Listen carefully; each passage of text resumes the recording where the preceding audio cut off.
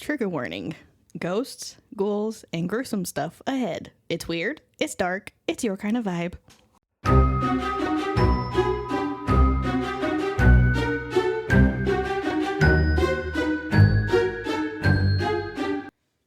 Welcome to Haunted and Homicidal, the podcast where true crime meets the paranormal. I'm Lauren. And I'm Courtney. Every week we uncover the terrifying, the twisted, and the totally unexplainable. Lock your doors and grab your sage. Because things are about to get haunted and homicidal. I gotta turn my guy on. What's up? Huh? Later. No, I'm gonna do it now. I can't do it later. Where are you? There you are. Turn you up all the way. What's up, guys? Coffee. Yes, we need coffee. We definitely need coffee. What do you mean? Bitch, what do we always do here? Understanding. Yeah, see? Be understanding. Like, Courtney's gets it. You're just rude today, I guess. See, Courtney's like, coffee? Yeah. You understand why they're here. You know why they're here. Hold. Hold. I don't want to hold anything. Thank you. I mean, if y'all want to go get us coffee, that'd be great. You can't take my car. I don't trust a ghost to drive my car. They can't take your car anyway. I'm behind you. Oh, well, then you're gonna have to take your car. I don't know. Yeah. Well, hey guys. I guess we're starting off strong with haunted news and voices. Check out HauntFest. Hey guys. What's up? We are going to talk to you about something called HauntFest.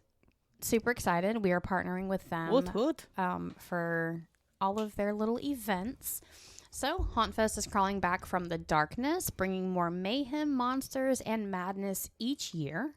Step through the gates and into a fully immersive world of horror art, live music, spooky vendors, themed entertainment, and eerie activities lurking around every corner. Depending on the event, you may find axe throwing, trivia, animal encounters, rage rooms. Ooh. I need to do a rage room. Photo ops, food and drink, ghost stories, freak shows, hay rides, haunted attractions, and more. Some locations even feature camping, after-hour parties, woo, and other exclusive surprises. Our characters, awesome name, by the way. That is so cute. I know, right? Roam the grounds hunting for fresh screams. If you're easily spooked, grab a Ghoul Gone Glow bracelet at the gate to help keep the beasts at bay. Which is cute. You know, people have like autism and stuff, and their little or kids are scared. I love that they do stuff like that. My old roommate wanted one for when we went to Terror on the Coast. Nice. So yeah, HauntFest, they're taking everybody into consideration. Pre-sale tickets start at a killer price. For the full nightmare experience, upgrade to the RIP Pass for exclusive perks. Season passes are now also available, granting access to any HauntFest event throughout the whole entire year. Whether you're a thrill seeker, a horror fanatic, an Addams family, or simply dead inside, That's me. like Lauren, HauntFest is where Halloween never dies. This is my jam. Slip on your monster skins and join us for a weekend of scares, screams, and unforgettable memories. Join HauntFest at the 2026 premiere of Death March at Trim Tab Brewing Company in Birmingham, Alabama. The thrills begin at 2 p.m. on March 7th and 8th, with the event ending at midnight on Saturday and 8 p.m. on Sunday. And then HauntFest is back for its 4th annual Athens, Georgia event, April Ghouls, at Terrapin Beer Company on April 11th and 12th, 2026 at 2 p.m. Throw on a costume and boogie at our new Dead Man's Party from 10 p.m. to midnight on Saturday. I'm loving all these names. I know, it's great. HauntFest returns to historic Hopkins Farm in Simpsonville, South Carolina for a September to Dismember on September 25th and 26th from 5 p.m. to midnight on Friday and 2 p.m. to midnight on Saturday. Hopkins Haunted Attraction will feature a sneak peek walkthrough haunt for the event, which will open at 7:30 p.m. each night and is included in your festival entry ticket. A September to Dismember will be a full-fledged weekend festival with vendors, live music, themed entertainment, and much more. Prepare for a dead man's party. This November, join us for some post-Halloween thrills at the premiere of HauntFest Harvest of Horrors at Bobby Brown Park in Elberton, Georgia. The magic begins at 5 p.m. on the 6th and 2 p.m. on the 7th, continuing until the clock strikes midnight. Camping, yurts, movie screenings, bouncy houses, Ooh. and more are offered at this venue. If you're a raging psychopath, I am. sign up to sleep in our night terrace camping area where our ghouls can creep around your tent after hours until 2 a.m. on Sunday morning. That sounds so fun, guys. To take a first look at the venue, come to our free on the water sink or swim horror movie promo event on July 25th. For more information, to get involved, or to buy tickets, visit hauntfest.net. Guys, do it. Okay, love you. Bye. Do it. Yeah, good stuff. Can't wait. I still want to go. I know. Next year, maybe, probably, possibly. Awesome. Not with the way this year is going, so Yeah, I don't know. Yeah, definitely next year. Definitely next year. So if y'all go, take pictures and send them to us. So we Yeah, can like see. tag us in them or some shit. Yes. Like, have a good time and let us know, like, hey, do this, like, specifically. Bored.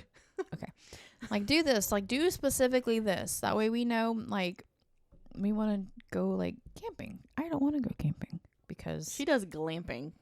yeah, I don't do tent and dirt and bugs and snakes. And, I mean, I like snakes. Bloody. Say bloody. I don't like bloody snakes. I don't like bloody anything. Certainly. Yeah. But I don't do dirt. I like to sit in clean areas. But she likes sand. I do. But not dirt. But I don't like dirt because there are no bears, deer, moose, squirrels at the beach shitting in the sand. Okay? Or pissing in the sand. You have other things pissing and pooping in the sand. No. There are no other animals on the beach other than dogs.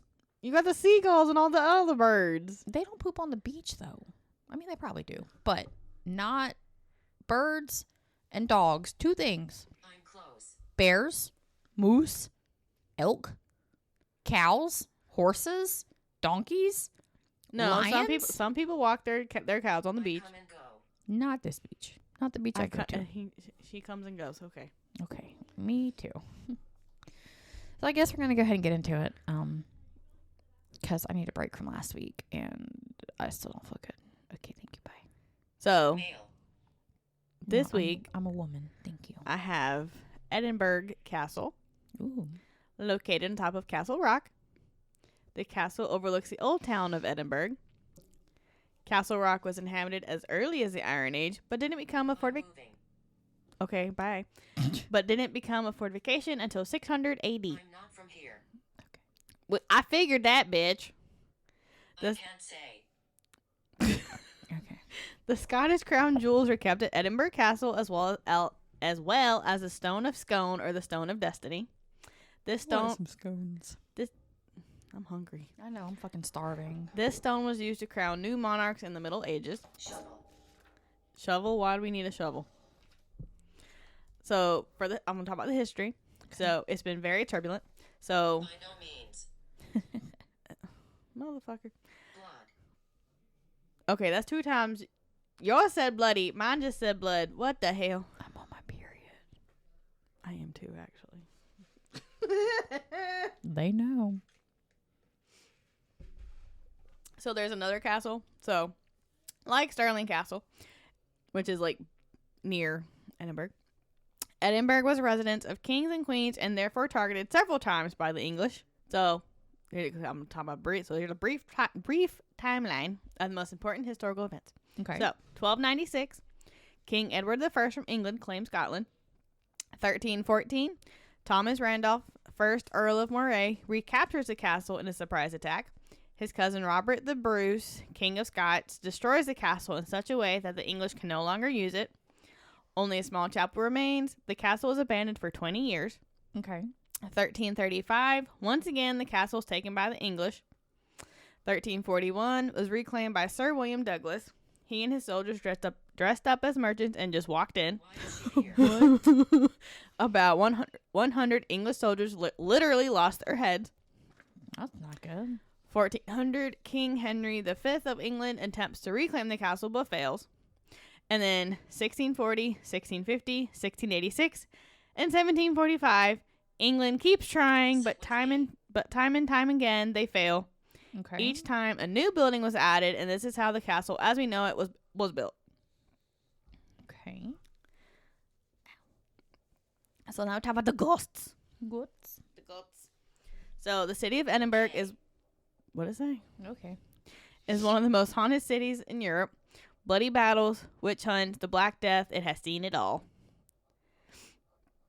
And if you're interested, you should also read the stories about Mary King's Close, Greyfriars Kirkyard, the Tolbooth Tavern, the Edinburgh Vaults, and the Holyrood Palace. Okay. They like all involve.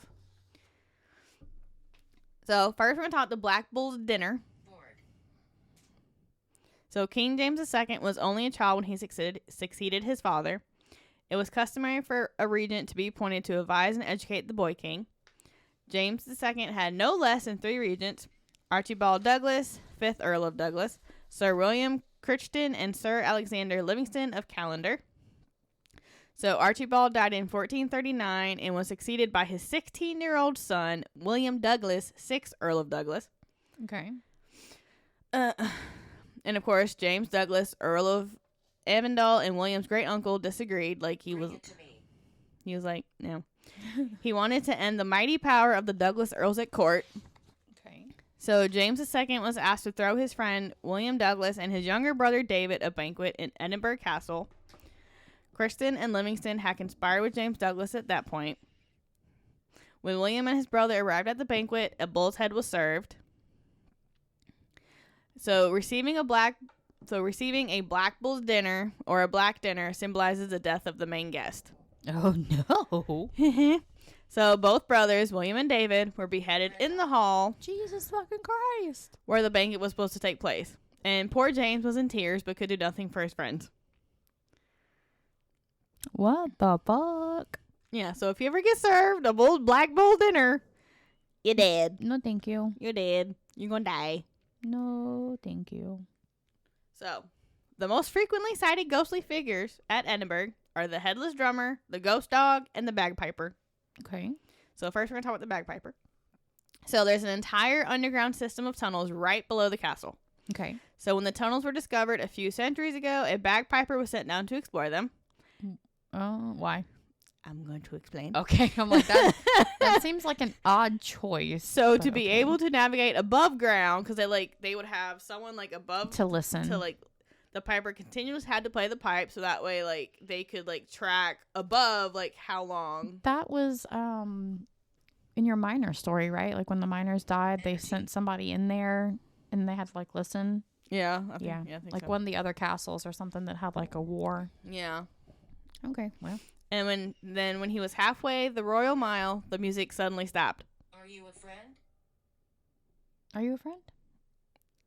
Are you a friend? It depends. Are you a friend? Because you said your name was Brenda, so are you a friend? Brenda? So when a rescue team was sent down to find the poor man, no trace of him was found. Oh no. He simply disappeared. I don't like that. So disturbed by the boy's disappearance, the city council ordered that the tunnels be sealed, never to be reopened. I can't talk. Okay. So today, bagpipe music is heard frequently underneath the castle, and the source is still untraceable. Wow. Okay. They can't. Like my first thought would not be to enclose it. I would like look more for the boy, but that's just me. Yeah, after they couldn't find him, they're like, because No. they also didn't know like, because they were trying to figure out like how long the tunnels were, and since they didn't know Yeah. the whole, they're like, we'll get lost, so we'll just. I mean, okay, whatever. Yeah, I don't know. This was also like early Yeah, and stupid times. stupid Got it. times. So now we talk about the headless drummer boy. Ooh. You're here. It's a child. Who's we? So Her the and ghost. headless drummer boy. So the ghost of the headless drummer boy was both feared and loved by those living in Edinburgh Castle.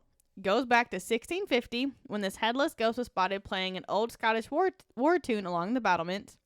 His spirit appeared when Oliver Cromwell's men were laying siege to the castle, therefore giving credence to the belief the boy appears when the castle is under attack. And so when the spirit is spotted, they knew a war was imminent. This enabled the people to prepare for battle. Okay. So when he pops up, he's like, "Hey, We're coming." The headless drummer boy was last seen in 1745, but the sound of his drums can be heard even today. So do we know why he's headless? No one knows how the boy died, Okay. but it's likely that a cannonball cost him his head. Oh no. He was like one of the, like, because they have drummer boys in war. In war, yeah. So they think maybe like during a war, a cannonball shot him in the head. Ugh. I don't like ghost children. Even that kind, like, they're not doing anything, but I don't like it. So ghosts in the dungeons. Okay. So the castle was also used as a prison, and prisoners were kept in the dungeons. This was a place of torture, pain, and misery.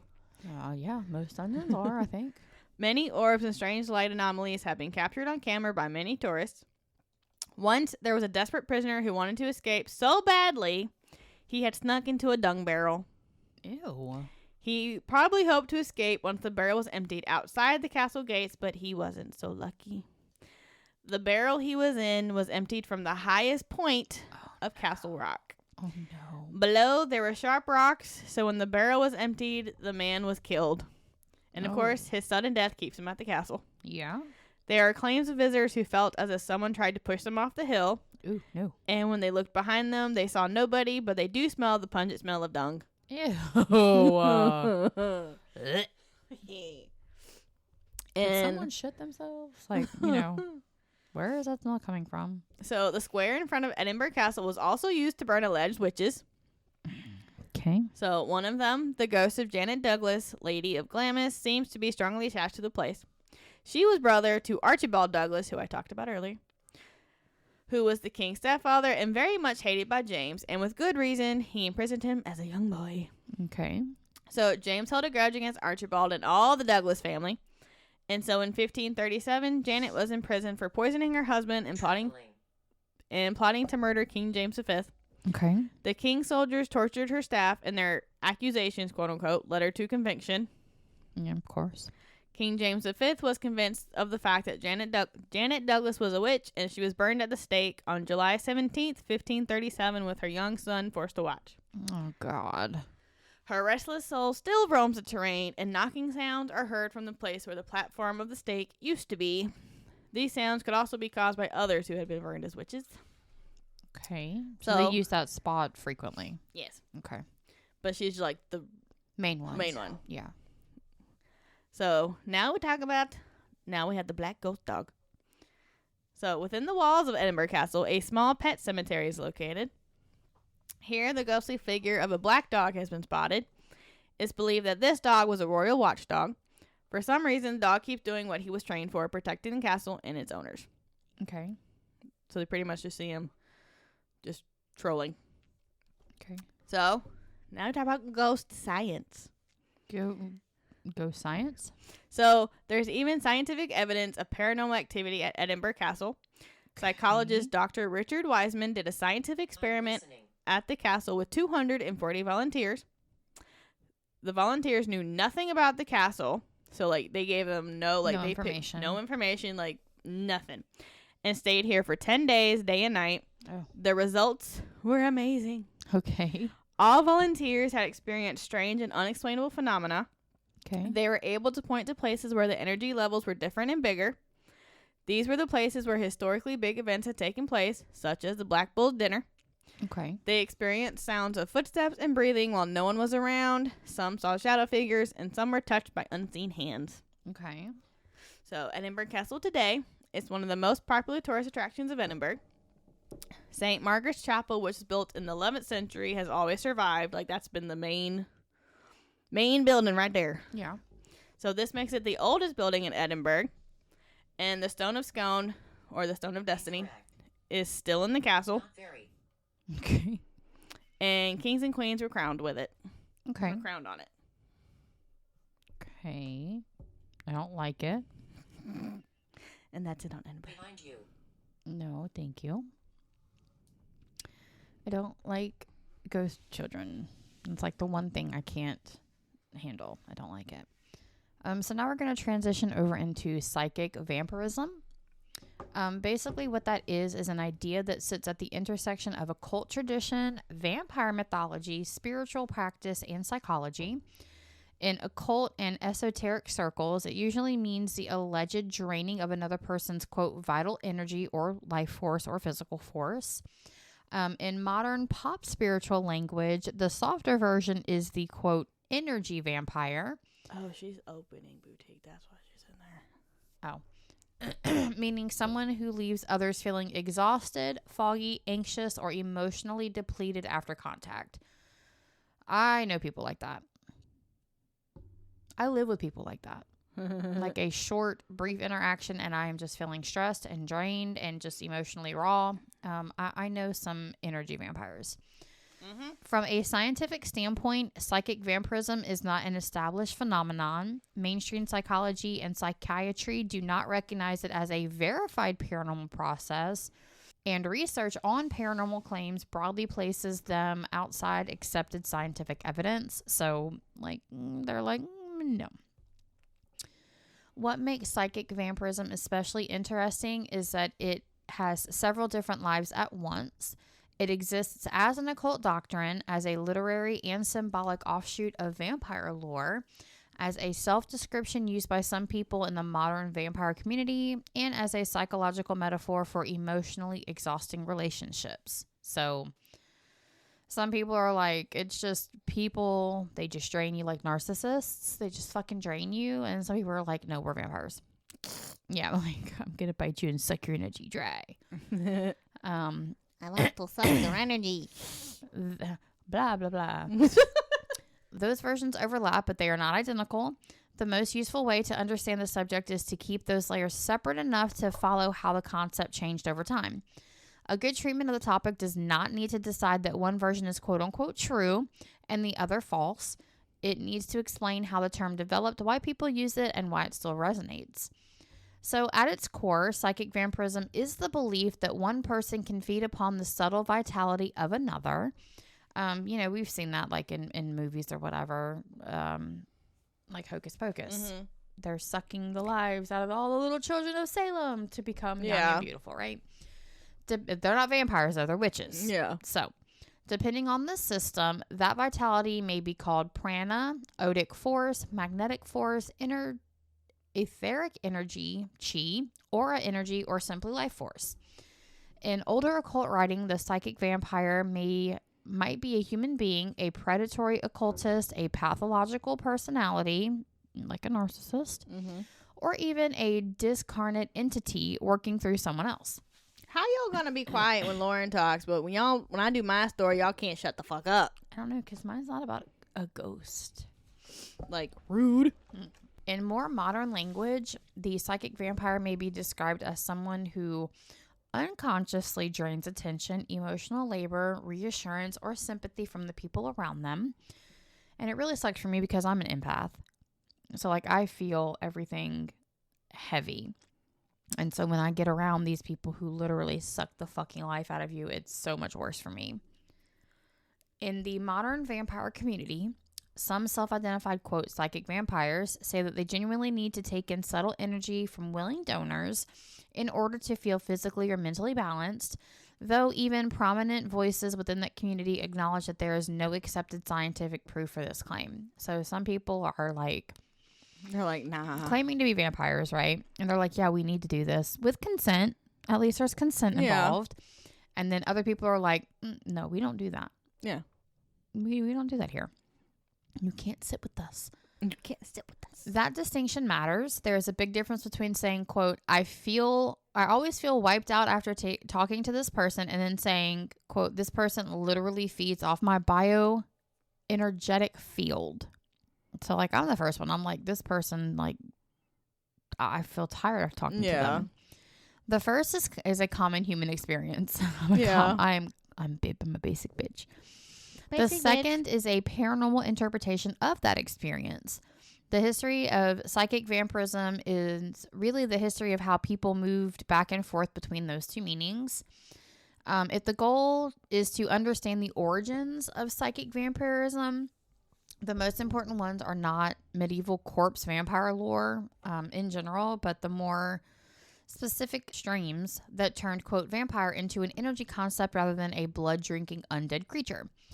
The biggest roots are the 19th century occultism and mesmerism, late Victorian ideas about invisible forces, early 20th century ceremonial and occult self-defense literature, mid-20th century occult popularization through Dion Fortune, late 20th century pop occultism and Satanism, and then the modern self-identified vampire community. Those are the lines that most directly shaped what people today mean when they say psychic vampirism. So, origin number 1, mesmerism, vital force in the 19th century occult imagination.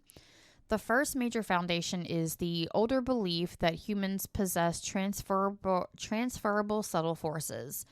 Long before the exact phrase, quote, psychic vampire became common, European esoteric and medical fringe traditions were already talking about invisible energies moving between bodies. Mesmerism, animal magnetism, and related theories proposed that living beings were connected by subtle fluids or forces that could influence health and behavior. We've seen that a lot. Like if you are around somebody that's always struggling, always in a bad mood, always negative, that energy flows into you and you become that thing. Your child. My mother. That too. Once a culture accepts the possibility of that one person can magnetize, weaken, influence, or deplete another through unseen force, the leap to psychic vampirism becomes much smaller. This is why psychic vampirism feels more modern than the Balkan Revenant or the graveyard corpse. The folkloric vampire is a dead body returning from the grave. The psychic vampire is a living person, or at least a socially present person, who steals vitality without leaving obvious physical evidence. So they're still stealing your life force, but they're not biting you and leaving physical evidence to get it. Bruh, not one word from either of them. Y'all are some bitches. That shift reflects a broader cultural move from fearing the corpse outside the village to fearing the manipulative, magnetic, exhausting person inside the room, aka the narcissist. Cheers. Origin 2. The vampire becomes psychological and energetic in literature. The second important origin is literary. 19th century vampire fiction helped transform the vampire from a folkloric monster into a social, erotic, and psychological predator. Just fucking look at True Blood, Twilight, Vampire Diaries, the originals. Mm-hmm. These vampires are noted as hot. Yeah. They're fucking hot, okay? Elijah, Klaus, Damon, Eric Northman. Mm-hmm. Come on. Mm-hmm. They're fucking hot. So, like, women are fawning all over them. They're like, I don't give a shit if you bite me. Eat my neck. I don't bite care. me. Yeah, I don't give a fuck. So that's kind of like what they did. They made vampire folklore, instead of being scary Dracula or Nosferatu, where he's got the big fucking weird ears and the long ass fingers and the nose and the face, so you're just like, ugh. They're like, vampires are fucking hot, right? Like physically and sexually, they're hot. So in literature, they changed like the perception of vampire. So works like The Vampire with a Y by John Polidori and later Gothic vampire fiction turned vampirism into something tied to fascination, seduction, influence, and parasitic intimacy rather than only corpse attack. So, like, yes, we know the vampires are dead, but they're not like brains like zombie dead, right? Yeah. You know, they're like, hey, we can kind of function, just not in the sun. Yeah. Right? So the literary shift helped create the symbolic language later occult writers would use. By the time the vampire becomes a figure of charisma, obsession, domination, and psychic penetration in literature, like, you know, Edward, he can read people's minds. Mm-hmm. It is easy for esoteric writers to start speaking of, quote, vampires who drain the mind's nerves, will, or soul. This literary transformation is a huge deal. It means that by the late 19th century and early 20th centuries, quote, vampires no longer referred only to a being that drinks blood. It also refers to people who charm, consume, exploit, or spiritually feed on others. Once the term becomes metaphorical, it also becomes available for occult diagnosis. So, yeah. Like when people say they're a vampire, they don't mean like they're drinking your blood. They just like drain anything good. Energy, happiness, you know, so it, like this says, it kind of shifts the view of what a vampire is, you know, to more modern associations like narcissism. Yes. So, Origin 3, Dion Fortune, and the occult self-defense. The single most important named figure in the history of psychic vampirism is Dion Fortune. Her 1930 book, Psychic Self-Defense, is one of the most influential texts in the occult lineage of the idea. Fortune wrote explicitly about vampirism as a contemporary occult problem and argued that what older people called vampirism might still occur in modern life. She discussed cases where people seemed to leave others drained, where parasitic emotional bonds formed, and where occult influence or etheric intrusion might be at work. Again, narcissists. Okay. I'm sure some of you females or even males are in vampiric relationships. Okay? Get the fuck out of them. The book helped establish psychic vampirism as part of the standard catalog of occult hazards alongside curses, psychic attacks, obsession, and hauntings. Fortune is important not just because she used the concept, but because she gave it a practical framework. In her treatment, psychic vampirism was not merely gothic symbolism. It was something a sensitive person might believe they encountered in a manipulative friend, a domineering occult teacher, an unhealthy emotional attachment, or a predatory atmosphere. So just in general relationships in their life. That we're not talking about vampires, blah, blah, blah. Yeah. We're talking about people who just fucking suck the life out of you, narcissists. She also blurred the line between paranormal and psychological explanation. Some cases in her framing might reflect true occult attack. Others might be pathological attachments or disturbed mental states that resemble it. The ambiguity is one reason her writing still influences contemporary discussions about psychic vampirism. It lets believers say, quote, this is a real occult danger, while also giving room for the idea that some forms of vampirism are basically extreme human dependency. So she kind of left it up to like your own determination, or not determination. Well, yeah, your own determination.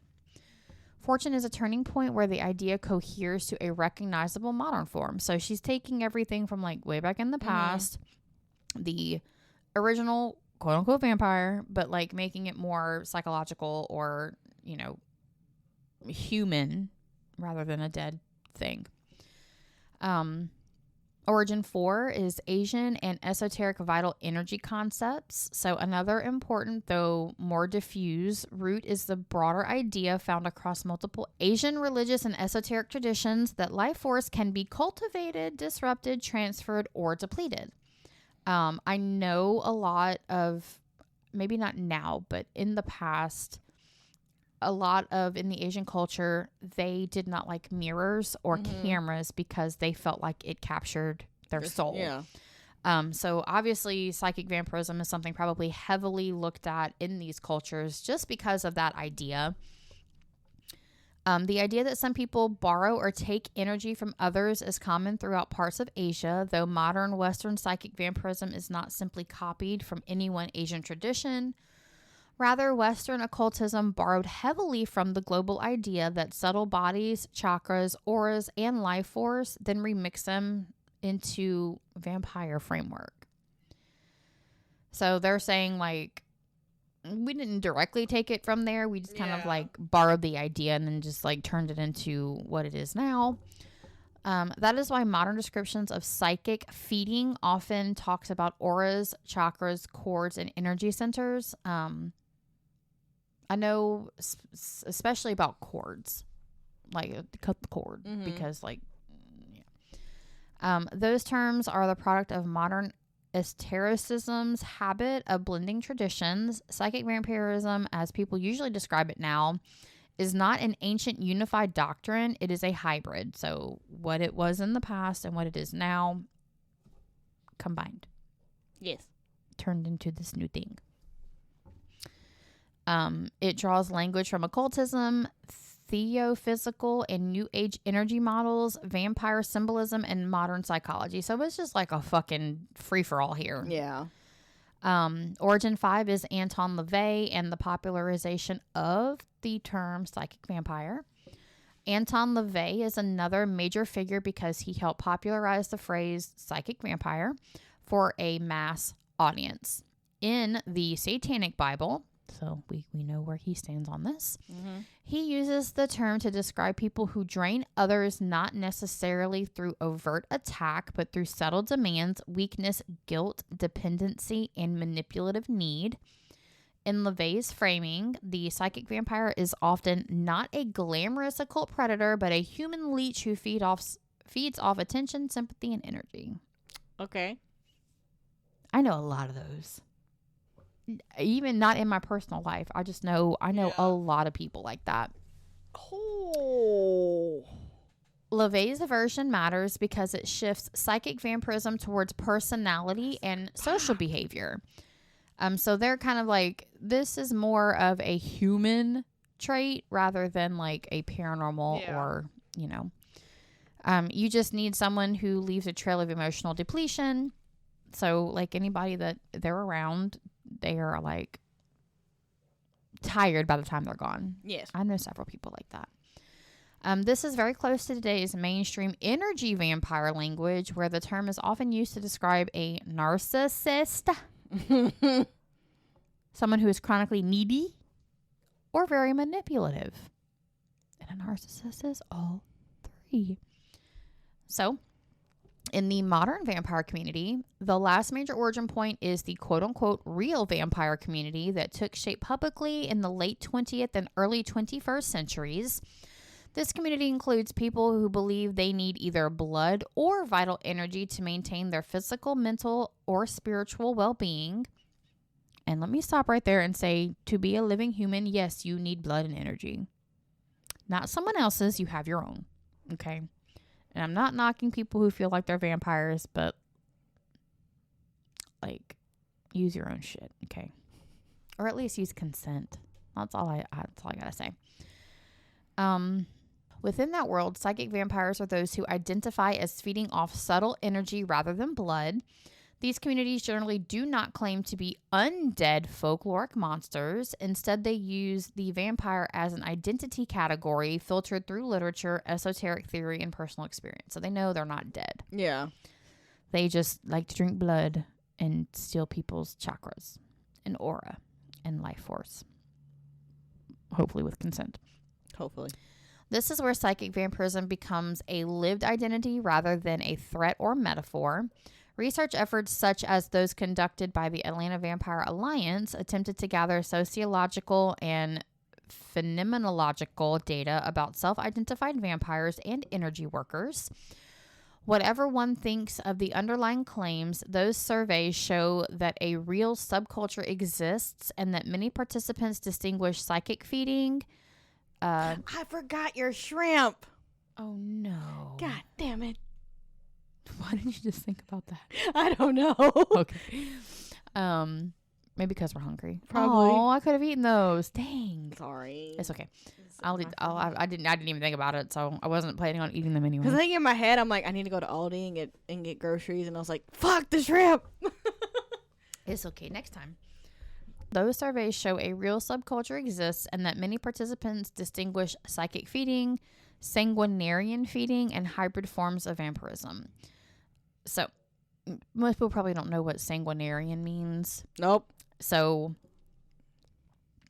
if a person is exsanguinated, that means they are drained of blood, right? Mm-hmm. Exsanguination. Oh, yeah. Okay. So, this is saying people participate in like the psychic version of it, but people also perform like bloodletting or drinking of blood or a combination of the both to get what they need. The fact that they're not fucking talking, but they want to shut up during mine. Y'all some rude ass bitches. Yeah, I don't know. In occult and subcultural accounts, psychic vampirism is usually described in one of three ways. The first is intentional feeding. In this model, a psychic vampire consciously draws energy from another person, from a crowd, or from an ambient source. The method may be imagined as a cord, a tendril, a field overlap, or a direct act of will. Some modern self-identified psychic vampires say they feed ethically from willing donors or from non-human ambient sources rather than attacking strangers. The second is unconscious draining. Here, the person is not necessarily a deliberate occult predator. They may be simply needy, dysregulated, chronically negative, or unable to self-soothe, so they constantly pull attention and emotional energy from the people around them. This is the version closest to LaVey's psychic vampire and today's pop psychology energy vampire. We know people like that. Mm-hmm. The third is parasitic attachment. This is common in older occult writing where an unhealthy bond forms between two people and one consistently weakens while the other is strengthened, stabilized, or gratified. Dion Fortune's treatment of parasitism versus conscious vampirism fits here. So we also know people like that. Mm-hmm. It's constantly drain you and and weaken you and talk down to you and are a fucking narcissist. Huh? Yep, there you go. See? That one. So I keep saying it. Yes. So the reported symptoms also follow familiar patterns. Believers also describe sudden fatigue, headaches, irritability, brain fog, emotional flattening, feeling not like yourself, disturbed sleep, or the sense that another person is somehow inside of your boundaries. Skeptics would note that those symptoms are nonspecific and occur in stress, conflict, suggestion, poor sleep, anxiety, trauma responses, illness, or ordinary emotional overload. And yes, I think they're one and the fucking same. Mm-hmm. Like, they're linked. This is all the same shit. Mm-hmm. The tension between subjective vivid and objectively unverified is central to the topic. You're in the ding, ding, ding. Yeah. It's my water heater. Oh, okay. So I'm like, is it raining? No, it's my water heater. Someone, I guess, okay. took a shower, maybe. Okay. So we're going to talk about some testimonials or examples of what this is. So for this topic, the most useful examples are not laboratory evidence because there is not an accepted scientific proof about psychic feeding. The best examples are historical testimonies, occult case claims, and modern self-descriptions. One of the earliest influential testimony sources is, again, Dion Fortune herself. In Psychic Self-Defense, which is a book that she wrote about people leaving practitioners feeling depleted and about attachments where one person seemed to feed off another's vitality. Fortune believed that what older ages called vampirism still could account for some modern cases of exhaustion and influence. Her work is not scientific evidence, but it's absolutely a foundational testimony in the occult tradition because it shaped how later believers learned to interpret draining relationships. Yeah. A second important testimonial source comes from the modern vampire community itself. Self-identified psychic vampires say they experience a recurring need to feed on subtle energy. They are often described as feeding through an aura and chakra model, sometimes imagined as a kind of energetic tentacle attached to another's field. Again, this is not scientific validation. It is an example of how practitioners themselves narrate the experience. Michelle Bellinger is one of the best-known contemporary voices on psychic vampirism. She has defined a psychic vampire as a person who believes they must regularly take in human vital energy to maintain their well-being, while openly admitting there is no hard science confirming that claim. The admission is important because it shows how some insiders frame the issue, not as experimentally proven, but as existentially real to them.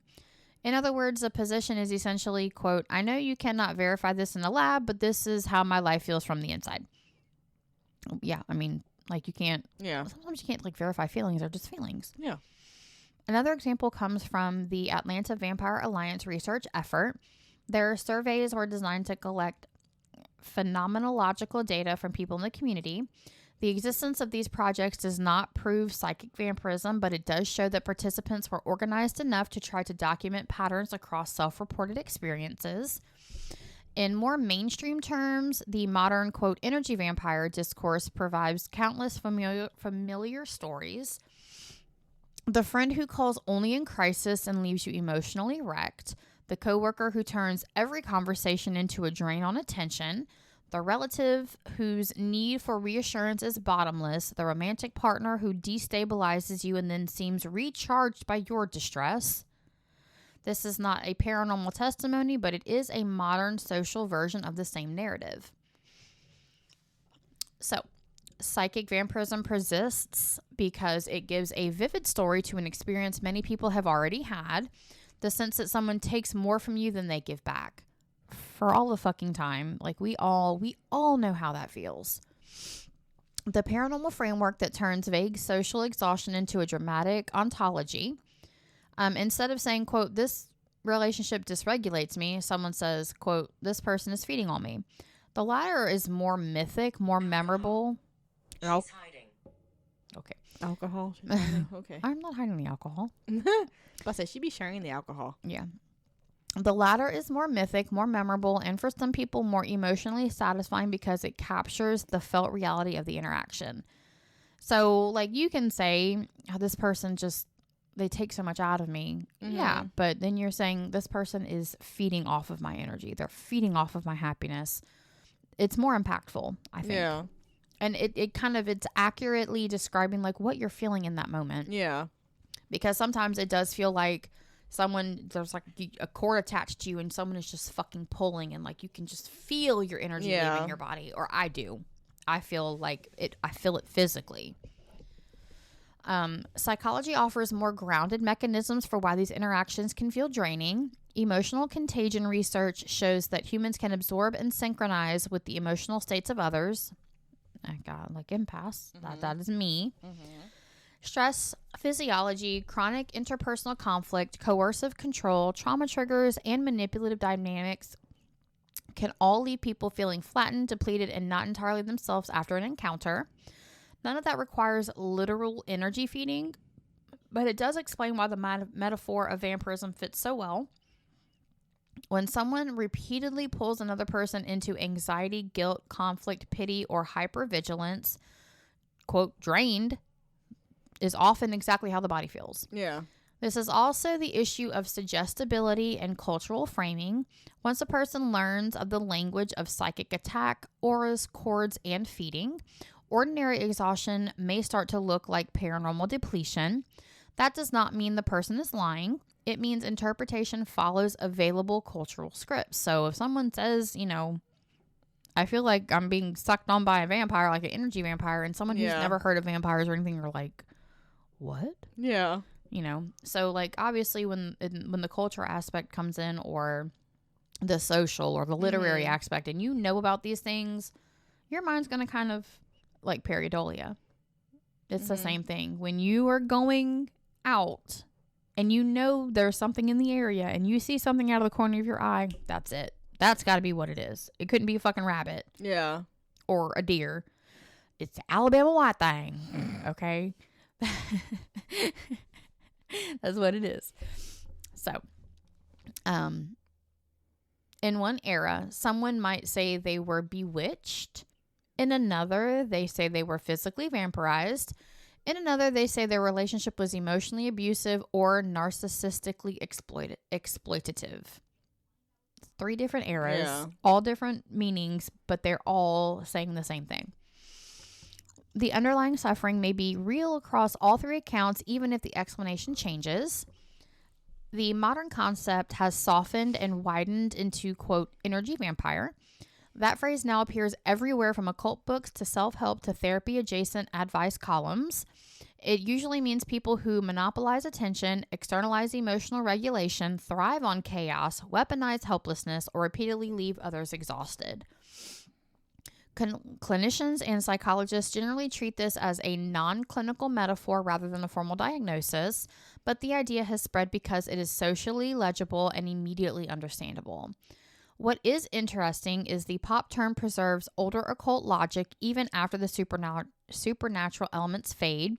You can strip away chakras and auras and the structure remains the same. One person takes, another person weakens. The process may be subtle and boundaries are the cure. The continuity is one reason psychic vampirism has survived. In an occult setting, it becomes energy theft. In a goth subculture, it becomes identity. In a therapist's office, it becomes boundary collapse, emotional contagion, and chronic manipulation.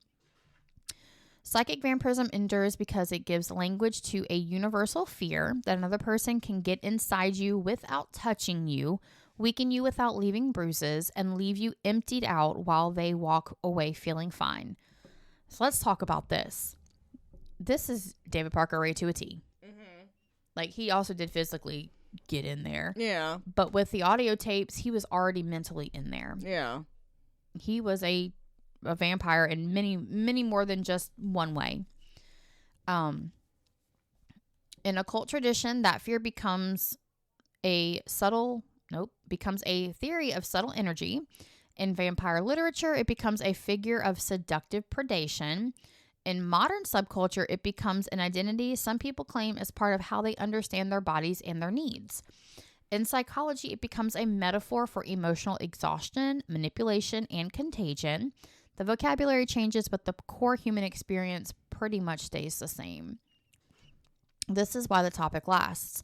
It's not just about vampires. It's not even about vampires at all. It's really not. It is about dependency, charisma, need, power, intimacy, and most importantly, fucking boundaries. It is about the strange and sometimes terrifying feeling that a relationship can consume you. We've seen that either personally or we see our friends, family members, somebody going through this. Yeah. Whether someone treats psychic vampirism as a paranormal fact, a symbolic truth, or a psychological metaphor, it remains compelling because it names something many people recognize immediately, the experience of being drained.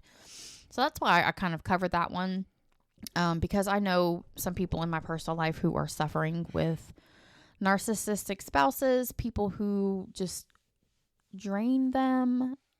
I have some people in my personal life that do that to me, unfortunately. But set boundaries. Boundaries are your friend. And if people cross those boundaries, cross them out of your life. It's just that simple. Then X. Don't kill them. Don't kill them. Just kick them out of your life. Pretend that they're dead. Like, so you don't have to talk to them no more. Exactly. But don't commit a crime or anything like that, because that is no bueno monfreno. Okay. So that is the end of today's episode. You guys can find us on Patreon at patreon.com/haunted and homicidal. You can sign up for the free tier. Why is my phone really fucking hot? Feel that? It's from the. Oh, it's hot. Yours is hotter than mine, but yeah, mine's like a little warm. It's hot. I don't like it. You can sign up for the free tier. It will alert you when our pods are out. Because again, sometimes we just don't put them out on time because I have to record them and then edit them and then re-edit them and then find all the pictures, and it's exhausting, especially when I'm tired and stressed and depressed and I just don't have the mental capacity to do it. So sorry about it. You guys will be okay. Facebook.com/haunted and homicidal is where we post pictures and links of the things that we are talking about. I don't know how I'm going to post pictures of psychic vampirism. So I may link some like cool research studies or something like that if you guys are more interested. And then of course, if you have your own stories, listener tales or whatever, like we are dying to hear from you guys. I would love to know, like, if you guys have had a psychic vampirism thing, or if you guys have been to any of these places that we've covered, or have your own little stories. Like, we would love to hear from you guys. So email us at hauntedandhomicidal@gmail.com, or if you are 7 Brew and you're offering a brand deal or just a sponsorship. And thank you for the coupons, because that was the only way I was going to get a coffee yesterday. Okay, thank you. Bye. So all that is good. And again, for the 9,476.2 time, thank you guys for listening to us and continuing the support. And love don't forget you. to check out HauntFest. Yeah, also check out HauntFest. Okay, love you. Bye. Bye.